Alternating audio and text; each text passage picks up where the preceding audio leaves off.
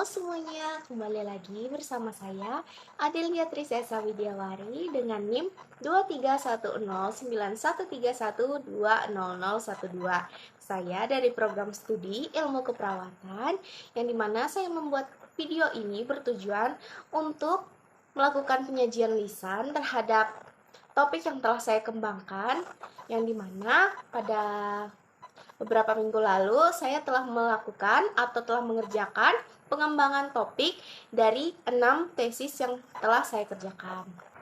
Oke, sebelum kita masuk pada penyajian lisannya, sebelumnya tugas ini adalah tugas mata kuliah Bahasa Indonesia yang dimana diampu oleh Ibu Dr. Nur Cahaya MPD. Nah, jadi teman-teman semuanya, di sini saya akan membahas tentang topik kesehatan yang dimana saya mengambil judul polusi dari pembakaran liar. Lalu temanya saya mengambil polusi pembakaran liar berpengaruh buruk bagi kesehatan manusia. Nah, jadi untuk pertanyaan yang pertama, apa dampak polusi pembakaran liar bagi kesehatan manusia sih? Emang apa dampaknya? Emang ada dampaknya ya? Nah, jadi di sini saya akan membahas, tentu saja polusi pembakaran liar itu pasti berdampak buruk bagi kesehatan manusia. Dan untuk itu dampak yang ditimbulkan karena adanya asap dari pembakaran liar yang pertama sudah pasti polusi udara. Lalu jarak pandang yang semakin pendek, menurunnya intensitas curah hujan, dan juga membuat infeksi saluran pernafasan akibat tersebarnya asap dan emisi gas karbon dioksida. Nah, lalu untuk pertanyaan yang kedua, bagaimana sih cara penanggulangan pembakaran liar? Di sini untuk jawabannya saya terdapat 4 cara. Untuk yang pertama yaitu hindari membakar sampah di lahan atau hutan terutama saat angin kencang. Lalu yang kedua, berikan jarak tempat pembakaran dari bangunan ataupun hutan. Nah, lalu yang ketiga, tidak boleh membuang puntung rokok sembarangan ya. Lalu untuk yang keempat, ketidaksadaran masyarakat bisa menjadi kecerobohan yang menyebabkan hal fatal seperti kebakaran hutan atau lahan. Lalu untuk pertanyaan yang ketiga, apa sih upaya yang dapat dilakukan agar udara kita bisa kembali bersih? Nah, untuk yang pertama, kita bisa mengurangi penggunaan kendaraan bermotor. Lalu kita bisa menggunakan produk yang sustainable. Lalu yang pastinya kita harus menanam pohon ya teman-teman semuanya. Lalu mengurangi penggunaan gas-gas kimia.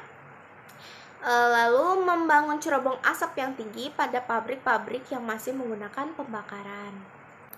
Lalu lanjut pada pembahasan pertanyaan yang keempat, mengapa sih pembakaran liar itu dapat terjadi? Pada umumnya pembakaran liar itu dapat terjadi karena masih banyak masyarakat pedesaan yang membakar lahan untuk keperluan berkebun. Jadi terkadang masyarakat pedesaan melakukan pembakaran liar tanpa tahu resiko yang akan terjadi selanjutnya. Lalu lanjut pada pertanyaan yang kelima, yaitu solusi apa sih yang dapat kita lakukan agar mengurangi penghirupan polusi udara terlalu banyak? Nah, di sini opsi yang pertama yang bisa kita lakukan adalah menggunakan masker saat bepergian keluar.